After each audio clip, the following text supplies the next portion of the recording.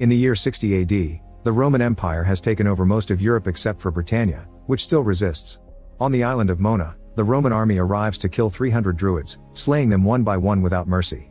But even in their last moments, the Druids never stop believing that one day their mythical warrior goddess will save their people from the Romans, so they die praying on their knees.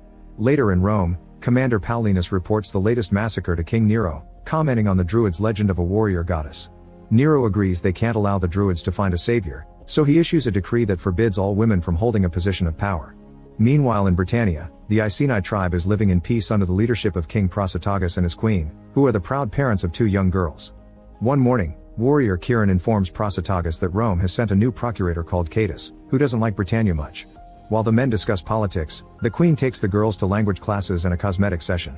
Once they're all nice and pretty, they make their way to the market, only for the girls to get disturbed when they find a bunch of men killed on crosses.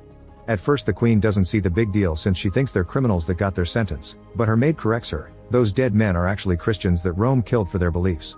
The queen refuses to be intimidated and takes the girls to the market anyway. While they look around, they notice a group of Trinovant warriors having a drink. Suddenly Cartamonda sees the queen and kneels before her as she calls her Boudica, the name of the warrior goddess. When they hear that, the other warriors kneel along, but a stall owner hears the maid explain the goddess legend to the girls and protests in the name of Rome.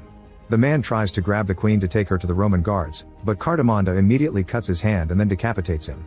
Afterward everyone runs away before the Roman guards can find them. Sometime later, Prasutagus explains he had to negotiate and bargain with the centurions to prove his wife's innocence. For around a year, the queen isn't allowed to return to the market, anything she wants she must send a servant for. Then the queen asks him why the Trinovant warriors saw her as their goddess, so Prasutagus guesses it's because of her barbarian blood. In the afternoon, the queen plays with the girls using training swords, but it's clear none of them have proper training. Prasutagus soon